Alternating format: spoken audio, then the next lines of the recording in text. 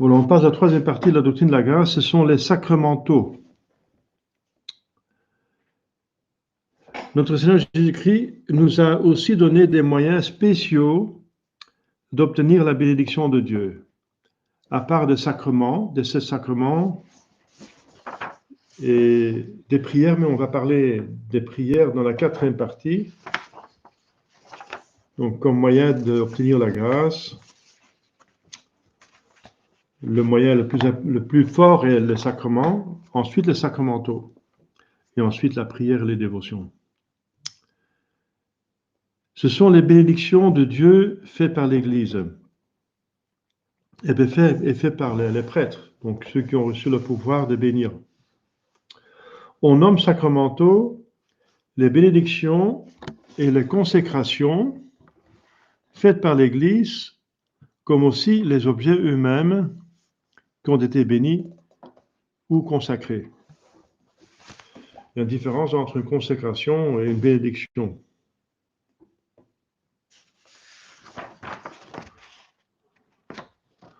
On en parlera plus tard. Pour bénir le ministre de l'Église, donc c'est pas seulement le prêtre qui peut bénir, mais même bien avant, le diacre peut faire certaines bénédictions, comme faire l'enterrement, bénir le tombeau, etc. Il peut marier, n'est-ce pas, deux fiancés. Même le lecteur peut faire des bénédictions, donc des ordres mineurs. Le lecteur peut bénir des fruits, mais c'est très limité. Donc le prêtre peut bénir beaucoup plus de choses, mais pas tout, n'est-ce pas? Il y a des bénédictions qui sont réservées aux évêques et aussi au pape, si on a... Voilà.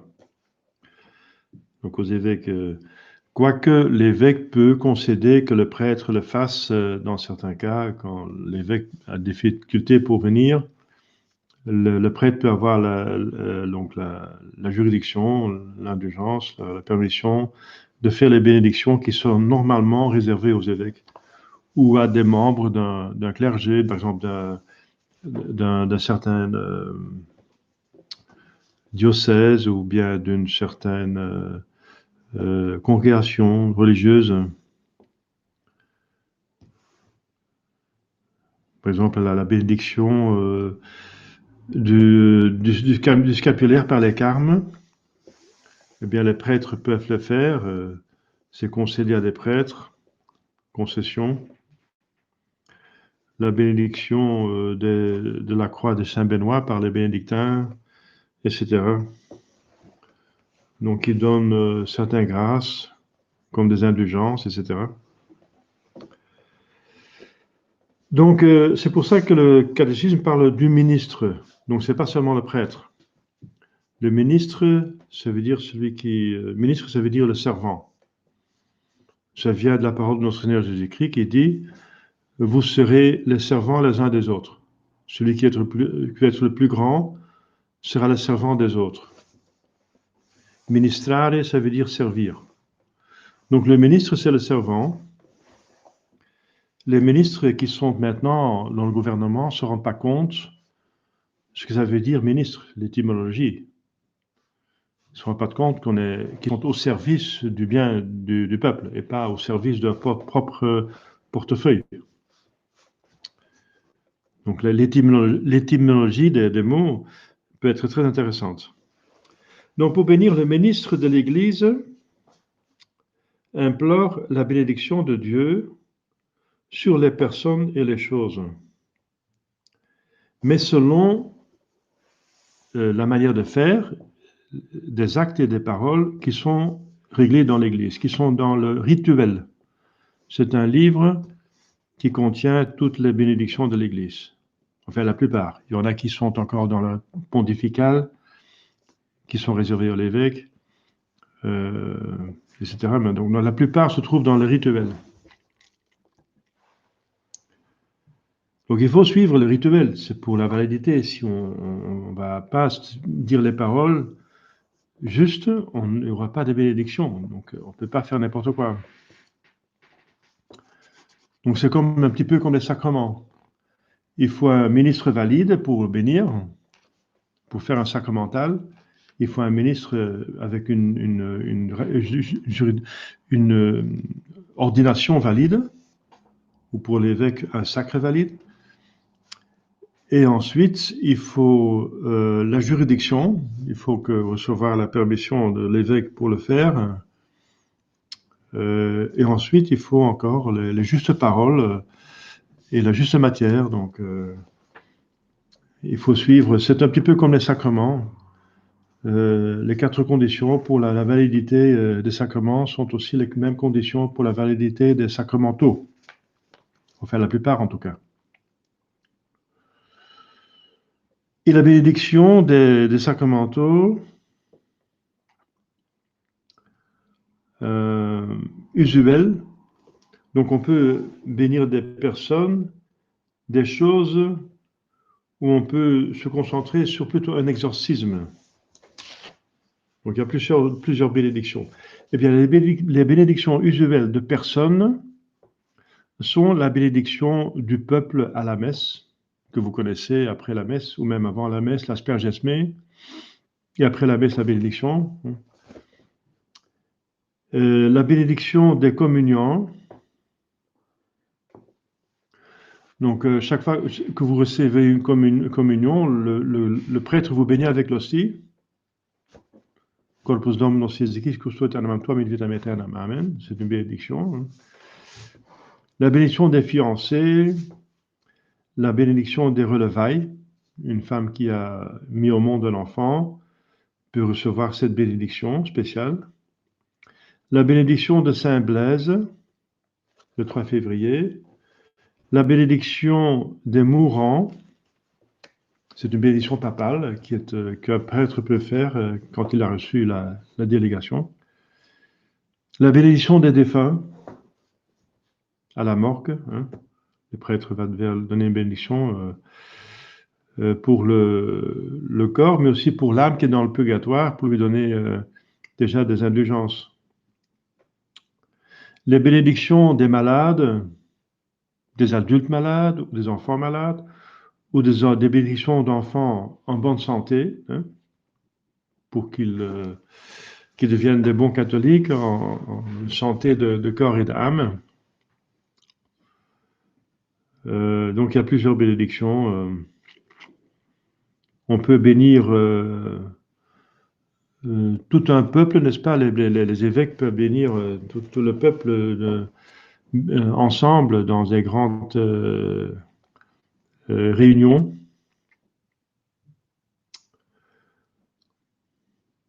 Le pape peut bénir le monde entier, urbi et orbi. Il fait ça lors des grandes fêtes, à Noël et Pâques. Voilà, ce sont les bénédictions pour les personnes. Et une bénédiction peut être renouvelée, hein. Donc on peut recevoir plusieurs. Si vous suivez 2 messes par jour, vous recevez à chaque fois les bénédictions de la messe, donc 2 fois la bénédiction de la messe. Donc on peut réitérer les bénédictions. Et ça, pour distinguer avec les consécrations qu'on peut recevoir qu'une seule fois. Une consécration est donc définitive et ne peut pas être réitérée. Mais on va voir plus tard ce que c'est une consécration par rapport à une bénédiction.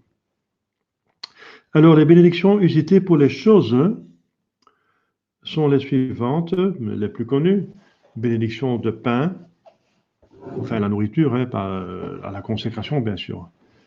Ça, c'est un sacrement. Mais la bénédiction de pain pour manger, la nourriture, des œufs, de la viande, à Pâques, par exemple, du vin, par exemple à la fête de Saint Jean l'apôtre, parce qu'il y a des bénédictions qu'on peut faire seulement à une certaine fête, comme la bénédiction des cierges de Saint Blaise, par exemple. Les bénédictions des fruits de la terre, à la procession de Saint Marc et des rogations. La bénédiction des maisons et des écoles, des navires, de trains, de voies ferrées, de médicaments, hein, d'autres objets qui sont à l'usage de l'homme, des animaux, des troupeaux, des vaches, des chevaux, des moutons, enfin, etc. Des bénédictions de voitures, c'est très connu, hein. Finalement, le prêtre peut bénir toutes les choses qui sont honnêtes. Toutes les choses qui sont honnêtes peuvent être bénies. Ou bien il y a une bénédiction spéciale pour cette chose, ou bien il donne une bénédiction qui est spécialement faite pour tous les objets qui n'ont pas une bénédiction spéciale.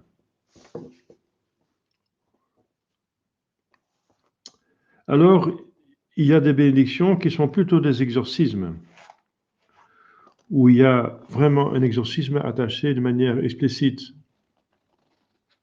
Par exemple, il y a une bénédiction de l'huile, où il y a un très grand exorcisme, la bénédiction de l'eau bénite, un exorcisme, l'eau bénite ordinaire, il y a un exorcisme.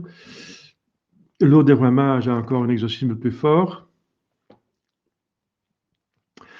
Donc, et les exorcismes en général sont déjà des sacramentaux également. Donc, il y a des prières exorcisantes. Il y a l'exorcisme selon Léon XIII, dit de Saint Michel Archange, qui est pour réparer une infestation par les démons. Et alors, il y a aussi le grand exorcisme, la prière de grand exorcisme pour les possédés, des gens qui sont corporellement possédés par le diable. Donc, les exorcismes sont aussi des sacramentaux. Ce sont des conjurations du démon qui consistent à donner aux esprits mauvais, à donner des ordres, à ordonner. Donc, commander aux esprits mauvais, au nom de notre Seigneur Jésus-Christ, de s'éloigner des personnes ou des choses. Mais normalement, il faut une permission de l'évêque pour le faire. Donc, c'est un ordre mineur, n'est-ce pas, l'exorciste? Mais il faut une permission de l'évêque. Et normalement, l'évêque donne cette permission à des prêtres âgés, qui sont moines, et donc qui vivent une vie sainte et qui ont une plus grande emprise sur le démon.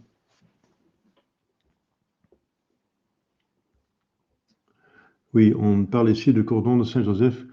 Ah oui, il y a des dizaines de bénédictions possibles.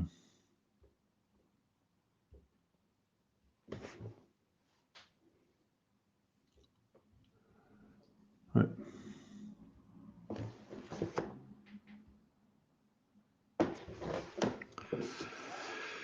Alors, on arrive aux consécrations.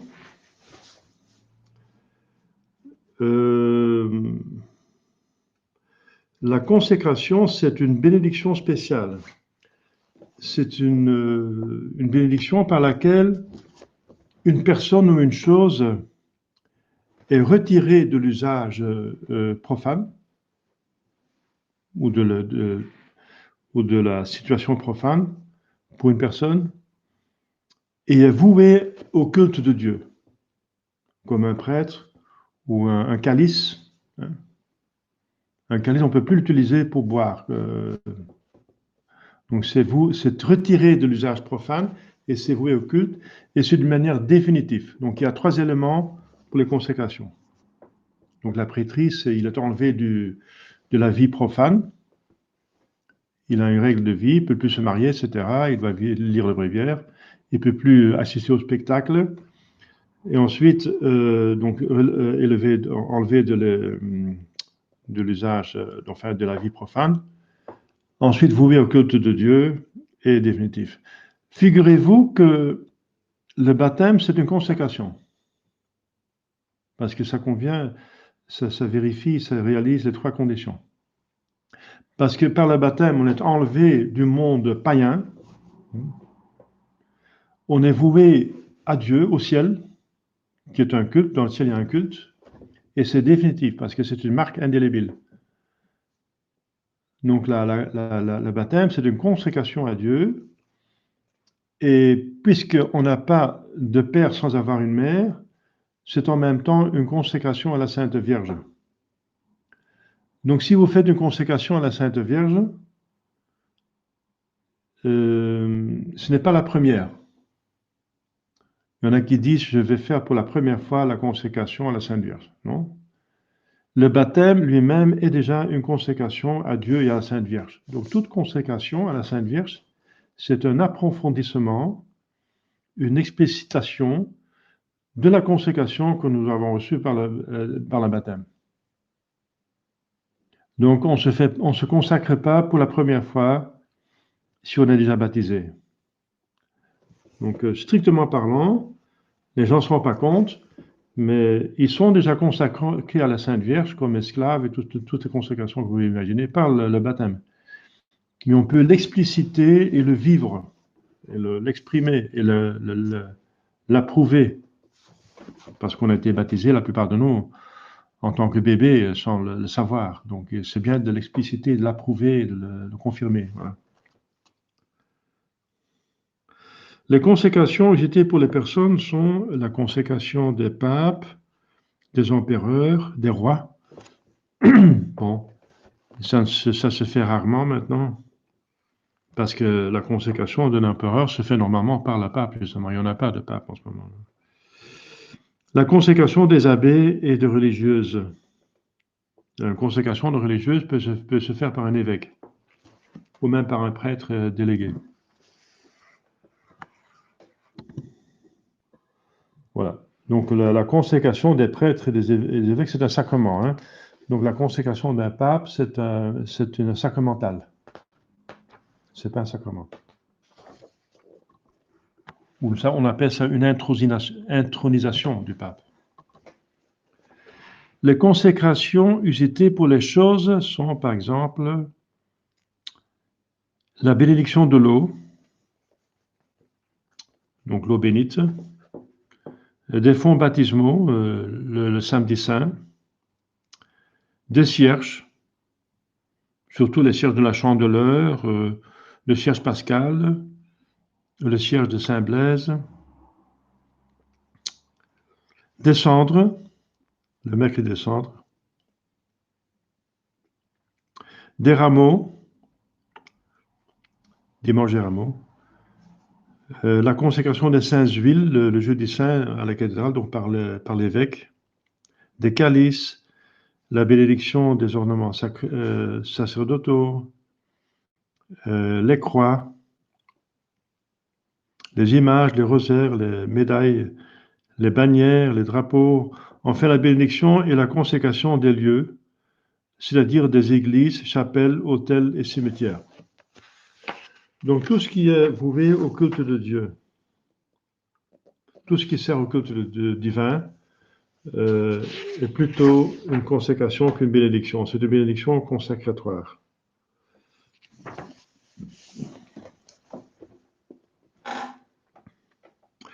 Notre Seigneur Jésus-Christ a recommandé l'usage des sacramentaux, mais c'est l'Église qui les a institués par le pouvoir qu'il a reçu de notre Seigneur Jésus-Christ. Jésus-Christ a dit, ce que vous liez sur terre sera lié dans le ciel, ce que vous déliez sur terre sera délié dans le ciel. Et c'est à partir de ce pouvoir que l'Église attache, donc lie, à une personne, à une chose, à une action, une bénédiction, une grâce surnaturelle. Donc c'est ordinairement le prêtre qui bénit et consacre, mais comme je vous ai dit, certaines consécrations sont réservées à l'évêque, comme la consécration des cloches, la consécration d'une église. Hein, donc ça doit être fait par un évêque. Le prêtre peut bénir une église, mais pas consacrer une église. Il y a une différence. La consécration de l'église, c'est avec la sainte huile, sur les 12 piliers qui représente les 12 apôtres, à l'intérieur et à l'extérieur, avec l'eau bénite. Donc c'est une très longue cérémonie, très belle cérémonie, la consécration d'une église. Mais pour la consacrer, il faut plusieurs conditions. Par exemple, elle doit être payée. L'église doit être propriétaire. Si l'église n'est pas propriétaire, elle ne peut pas être consacrée. Parce que si l'église n'est pas capable de payer la dette, la dette hypothécaire, l'église peut être récupérée par la banque. Alors, ce n'est pas convenable qu'un objet consacré revienne dans les mains de laïcs. Donc c'est pour ça qu'on peut seulement consacrer une église ou une chose quand l'église est propriétaire. Sinon, on la bénit. L'usage des objets bénis ou consacrés nous purifie des péchés véniels. Voilà, c'est quoi le but? Eh bien, elle purifie les péchés véniels, puisque ce sont des bonnes œuvres. Et toute bonne œuvre peut enlever les péchés véniels. Nous préserve de beaucoup de tentations et de maux corporels, mais non des tentations ni des maux corporels qui contribuent au salut de notre âme. Donc les sacramentaux ont plusieurs effets. Donc elles attirent des grâces pour l'âme et pour le corps, donc la santé pour le corps. Ensuite, elles protègent contre les démons. Et ensuite, elles donnent aussi une grâce particulière. Par exemple, la bénédiction de voiture donne une grâce particulière d'éviter des accidents. Ou la bénédiction des enfants donne une grâce particulière pour que les enfants se développent le plus favorablement possible en vue de leur salut éternel et leur bonheur sur terre, mais surtout le bonheur du ciel. Les bénédictions de malades ont une bénédiction spéciale de donner la santé, de guérir, etc. Les sacramentaux sont surtout utiles quand on est exempt de péché mortel et qu'on en fait un usage avec confiance. Voilà. Donc les sacramentaux peuvent être reçus même par des non-baptisés, s'il n'y a pas de danger de scandale. Si on ne scandalise pas les fidèles en donnant l'impression qu'il n'y a pas de différence entre un baptisé et un non-baptisé. Alors il faut plutôt omettre la bénédiction. Mais les non-baptisés ou les personnes qui sont en état de péché mortel, qui sont des pécheurs publics, s'ils ne sont pas excommuniés, ils peuvent recevoir des bénédictions, des sacramentaux. Par exemple, ils peuvent venir chercher un rameau du dimanche des rameaux et un cierge à la chandeleur. Et ça peut leur donner la grâce de la conversion et de faire du bien. Mais le sacramental, en général, donne autant de grâce qu'il y a de ferveur chez celui qui reçoit et celui qui donne le sacramental. Donc autant de grâce. Donc c'est une grâce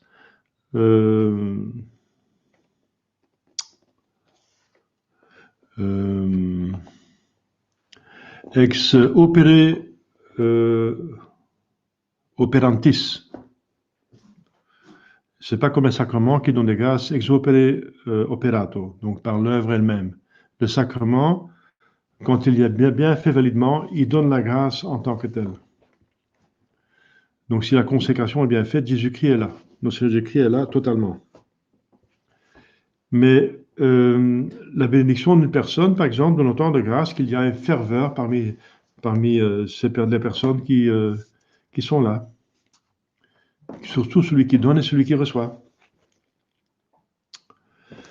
Voilà, donc il y a peut-être des choses à approfondir sur l'exorcisme.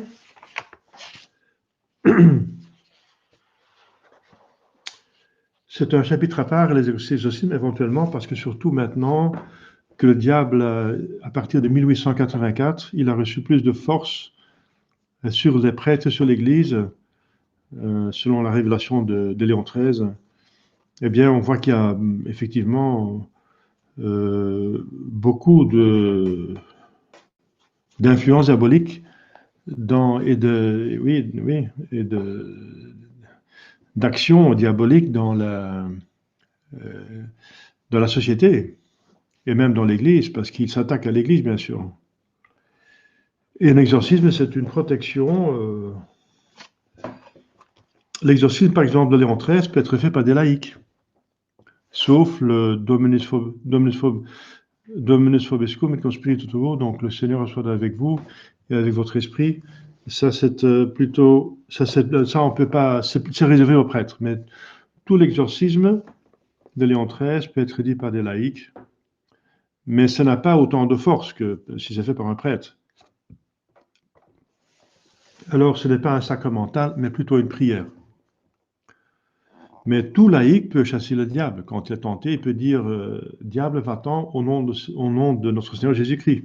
Hein, il peut le chasser au nom de Jésus quand on sent une tentation tellement forte qu'on pense que c'est le diable qui est en jeu.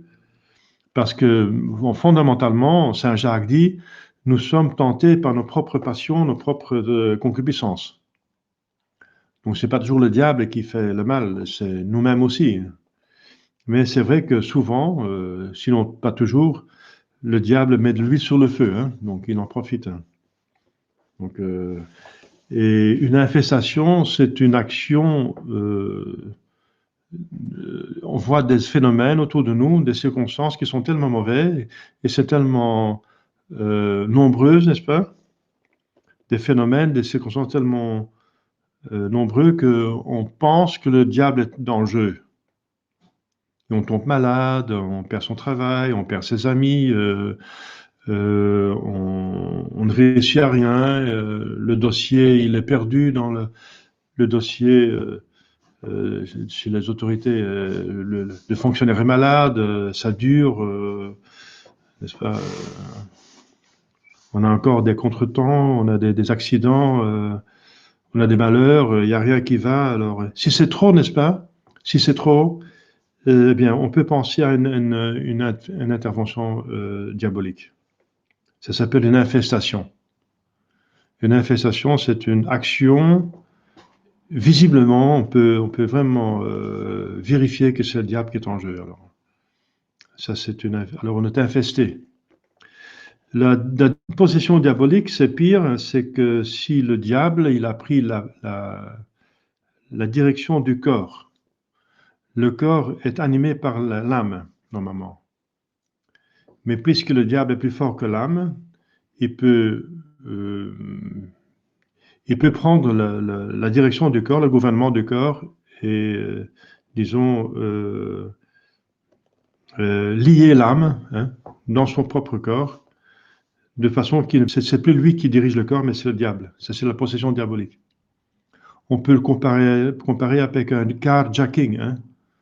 Donc, normalement, c'est l'âme, c'est le propriétaire de la voiture qui conduit, c'est pas? Enfin, le chauffeur. Mais si un étranger qui est plus fort et qui menace avec un revolver, il vous met de côté, il vous lie au siège de passager à droite, et c'est lui qui prend le volant. Voilà. Alors c'est vous qui êtes propriétaire de la voiture et c'est normalement que vous dirigez, mais vous n'avez plus rien à dire. Eh bien, la même chose se passe dans la possession diabolique. Et alors, c'est très embêtant, n'est-ce pas? Le diable a autant de force qu'on lui donne, et ça, c'est le principe. Et donc, bien nous-mêmes ou d'autres personnes. Donc, je connais une personne qui a été très gravement possédée, et elle était innocente, mais il y avait 4 personnes qui avaient invoqué le diable sur elle. Donc, on peut être victime. On n'est pas forcément coupable si on est possédé. Hein. Et si on ne consente pas, il n'y a pas de péché, hein, mais c'est très, très, très pénible, vous comprenez. Hein. C'est pas toujours, le bon Dieu ne permet pas que la possession, que le diable tout le temps, n'est-ce pas, dirige le corps, mais c'est avec des périodes, avec des périodes de quelques minutes, de quelques heures parfois. Et après, c'est de nouveau l'âme qui prend la direction du corps. Donc, et voilà. Donc, ça peut être guéri par l'exorcisme. Mais puisque la plupart des médecins, des psychiatres, des psychologues ne croient plus, et même des évêques conciliaires et des prêtres conciliaires ne croient plus à l'existence du diable, les personnes qui sont vraiment possédées sont relayées dans des institutions psychiatriques et ils sont piqués, n'est-ce pas, avec de la morphine. Et voilà, leur vie est détruite, n'est-ce pas? Ils vivent comme des zombies le reste de leur vie. Et, tandis qu'un prêtre qui a la juridiction, qui est validement prêtre, qui fait les choses convenablement, qui est dans l'état de grâce, etc., il peut délivrer une telle âme par l'exorcisme. Mais on n'y croit plus. Alors, c'est très embêtant, c'est très triste. Donc, le chasser le diable, ça se fait par Dieu. Hein. C'est seulement Dieu qui est plus fort que le diable. Donc, c'est tout bien le prêtre qui agit au nom de Dieu, au nom de l'Église, et l'Église c'est Jésus-Christ, c'est le corps mystique de notre Seigneur Jésus-Christ. Jésus-Christ est Dieu, donc il est plus fort. Ou bien c'est un saint, ou bien les deux. Les saints sont aussi capables de chasser le diable, puisqu'ils sont avec Dieu. Alors, ils sont des amis de Dieu. Donc même les saintes femmes, Saint Hildegarde, de chasser le diable, délivrer les possédés avec un signe de croix. Hein. Donc voilà. Voilà. Donc il y a quelqu'un qui pose la question, où est la version néerlandaise? Eh bien, vous êtes ici dans een... Je zit hier, het is hier aan Hina. Het is hier een catechismus voor Franstaligen. De catechismus voor Nederlandstaligen gaat door op vrijdagavond. Dus nu is het catechismus voor Franstaligen. Voilà. Donc, voilà. Donc, c'est le catéchisme pour les... Il y a une personne qui pose la question, où est la version néerlandaise alors? Le catéchisme pour les néerlandophones, c'est le vendredi. Alors, donc l'exorcisme, c'est donc, oui, c'est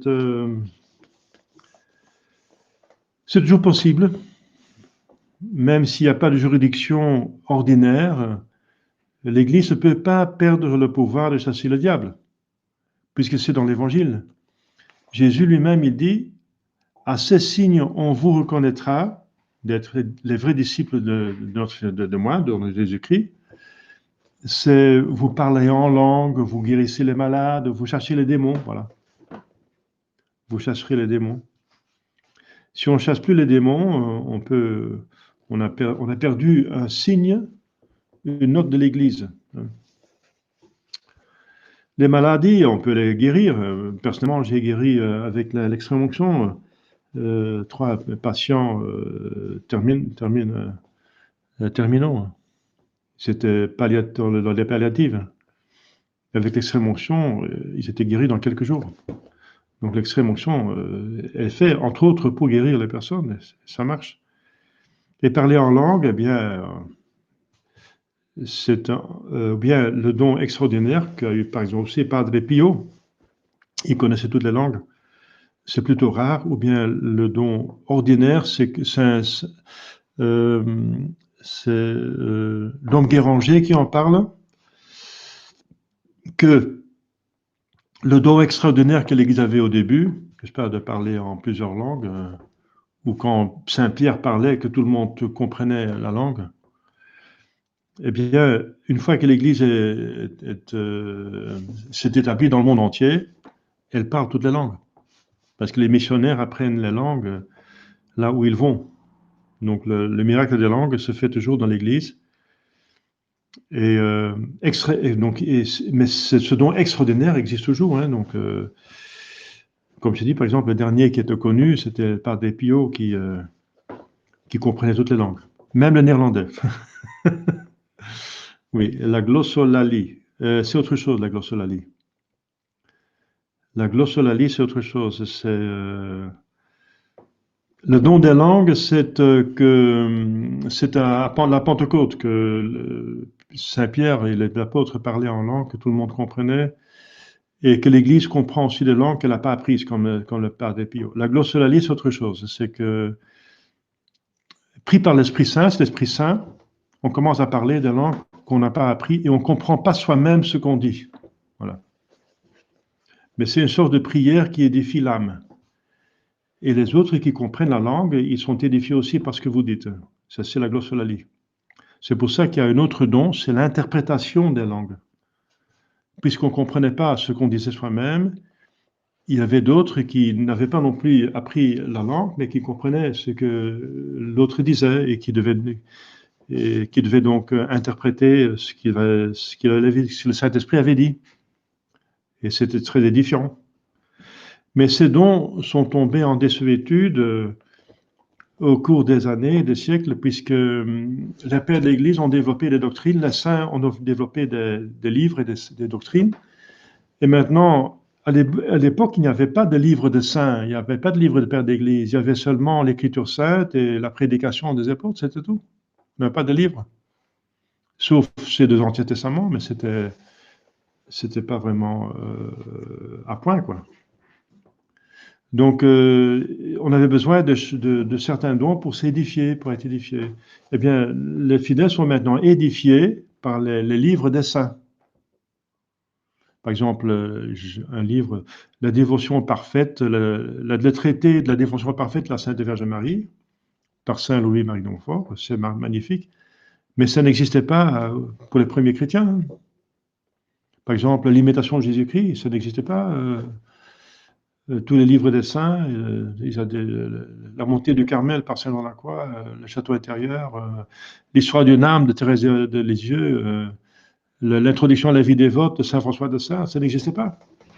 Il n'y avait pas cette lecture. Nous avons cette lecture qui est vraiment nourriture pour notre âme et qui nous édifie. Donc la glossolalie et l'interprétation des langues est devenue inutile finalement. Voilà. Donc, ce n'est pas des dons qui sont définitivement partis. Si on arrive encore dans une situation par une persécution atroce où on n'a plus d'accès, on est dans un goulag, eh bien, dans une situation pareille, c'est tout à fait possible que la glossolalie et l'interprétation des langues reviennent. Voilà. C'est selon les besoins de l'Église que le bon Dieu donne des grâces. Voilà. Alors, justement, on a fini cette troisième partie. Oui, on est 9 heures. S'il n'y a plus de questions, la fois prochaine, on parlera de la prière, justement. Parce que la glossolalie, c'est une certaine prière. Mais elle n'existe plus finalement. Et les charismatiques ont essayé de forcer la chose. Je pense à un témoignage de quelqu'un qui était entré dans une réunion de pentecôtistes, de charismatiques, n'est-ce pas? Même catholiques, n'est-ce pas? C'était commencé par Sunens, Cardinal Sunens, d'introduire le pentecôtisme dans l'Église catholique, enfin après le Concile. Parce que les autres étaient toujours mieux que nous-mêmes, n'est-ce pas? Il y avait des éléments de vérité et de salut dans toutes les religions. Et finalement, les protestants étaient considérés comme mieux que nous. Hein. Ils sont plus fervents que nous, etc. Alors, sous ce prétexte, Cardinal Sunens a introduit dans l'Église catholique le pentecôtisme, qui est allé chercher chez les protestants, ou chez des catholiques en Amérique qui l'ont trouvé chez les protestants, qui l'ont imité les protestants. Et alors, c'est le mouvement charismatique justement qui cherche ces dons extraordinaires. Au lieu de chercher le don ordinaire, la foi, l'espérance, la charité, c'est ça qui nous unit à Dieu. Mais tout le reste, ça dépend. Saint Jean de la Croix dit qu'il ne faut pas chercher les dons extraordinaires. Dieu va le donner s'il y a un besoin, mais il ne faut pas trop chercher les dons de Dieu que le Dieu des dons. Pas les consolations de Dieu, mais le Dieu des consolations. Et il entrait dans une réunion de charismatiques au Caire, en Égypte, et il entendait parler quelqu'un en langue, hein, la glossolalie. Il dit, qu'est-ce qu'il dit? Il y avait quelqu'un qui parlait en langue, on avait plusieurs, des langues étrangères qu'ils ne comprenaient pas eux-mêmes. Et après le service, hein, quasi liturgique, il disait à la personne, vous avez parlé une langue non égyptienne. Oh oui, c'était voilà, la glossolalie. Hein. Eh bien, dit, moi je l'ai comprise parce que c'est ma langue maternelle. C'était ma langue. Alors il dit, qu'est-ce que j'ai dit? Eh bien, vous avez dit beaucoup de blasphèmes contre Dieu et surtout contre la Sainte Vierge. Donc c'est la preuve que ce n'est pas l'Esprit Saint qui l'avait inspiré là. Hein. Donc il faut faire attention. Voilà, l'exemple du mouvement charismatique. Il ne faut pas forcer les choses, n'est-ce pas? C'est le diable qui vient pour s'amuser. On ne joue pas avec le bon Dieu. Voilà, la prochaine fois, on parlerait de la prière s'il y a plus de questions par ici. Par la bénédiction d'un pape, le Urbi et Orbi, Oui. il ne cause pas de scandale parce qu'il bénisse tout le monde. Comment? Qu'il bénisse tout le monde. Oui. Pas ça? Oui. Donc la bénédiction Urbi et Orbi du pape, ça veut dire Urbi, c'est la ville. Urb, c'est la ville, c'est Rome. Et Orbi, c'est le globe. Hein. Donc, puisque le pape donne la bénédiction Urbi et Orbi, c'est la preuve que la terre n'est pas plate. Orb, ça veut dire rond, entre parenthèses. Donc, oui, parce qu'il y en a qui pensent, il paraît qu'il y a 9% des Français pensent que la terre est plate. Hein.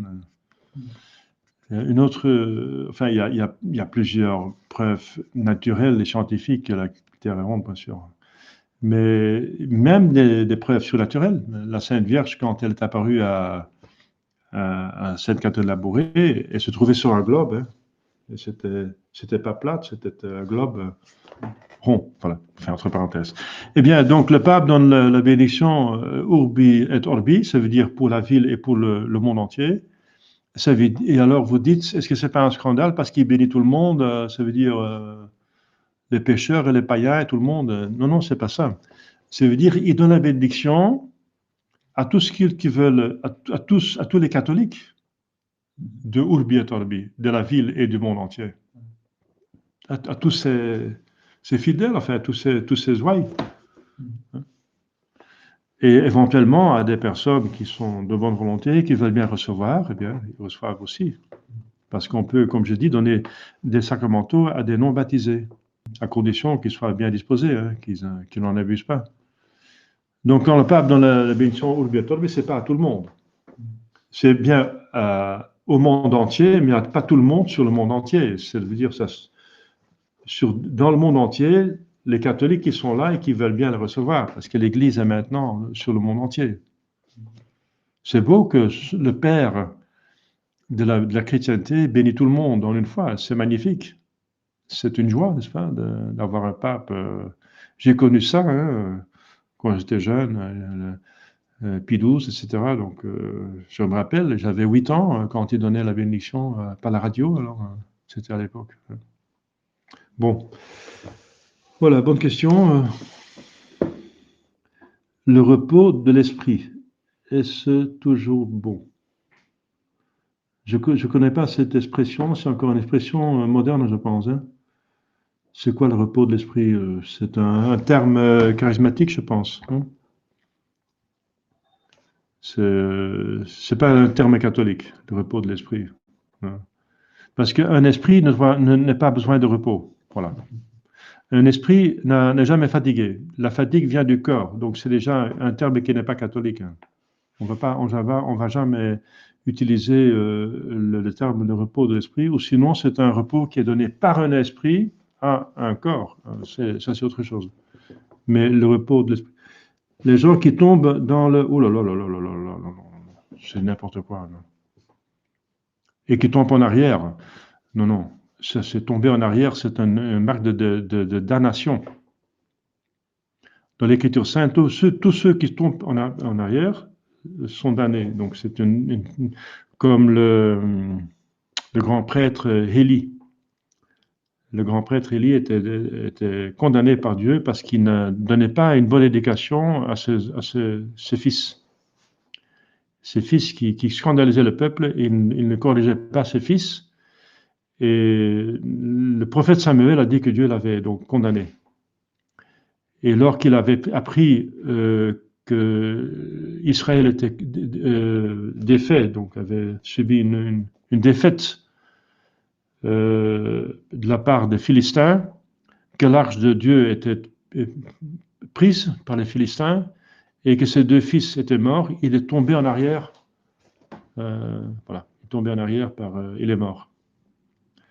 Donc tomber en arrière, c'est déjà un signe de damnation. Donc c'est certainement pas de l'Esprit Saint, ça. C'est des choses diaboliques. Oui.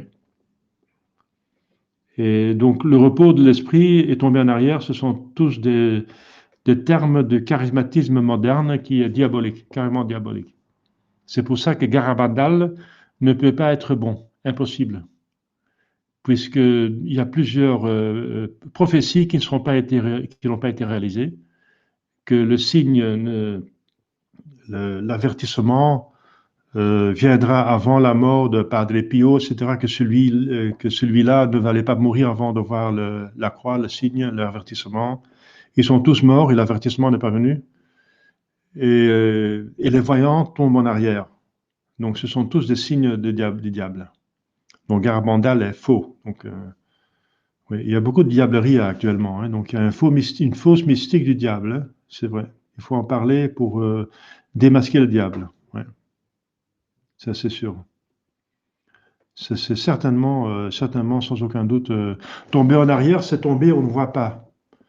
Ou on ne voit pas. On ne voit pas par derrière.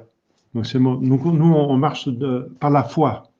Par la foi et l'espérance. Donc on marche en avant. Donc tomber en arrière et mourir, c'est aller là où on ne voit pas, on ne sait pas. Donc c'est l'enfer.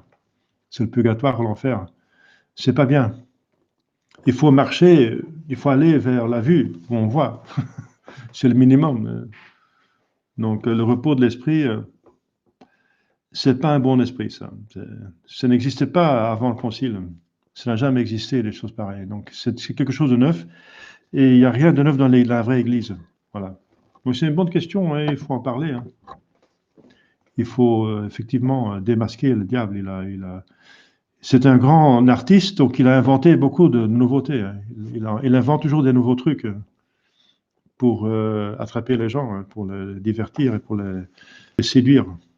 Il est très innovateur, quoi. Il a toujours quelque chose de neuf, n'est-ce pas, pour tenter les gens. Hein. Ça, c'est vrai. Pas d'autres questions? Donc, soyez prudents. Hein. Donc, voilà. Donc, si vous avez le doute, consultez un prêtre qui est avisé ou un évêque, le livre. Soyez très prudents parce qu'il s'agit de votre âme. Voilà. On va finir par une prière si vous voulez. Au nom du Père et du Fils et du Saint-Esprit, ainsi soit-il. Je vous salue Marie, pleine de grâce, le Seigneur est avec vous. Vous êtes bénie entre toutes les femmes et Jésus, le fruit de vos entrailles, est béni. Sainte Marie, Mère de Dieu, priez pour nous pauvres pécheurs, maintenant et à l'heure de notre mort, ainsi soit-il. Le cœur sacré de Jésus, ayez pitié de nous. Saint Joseph, priez pour nous. Saints anges gardiens, veillez sur nous. Nos saints patrons, priez pour nous. Au nom du Père et du Fils et du Saint-Esprit, ainsi soit-il.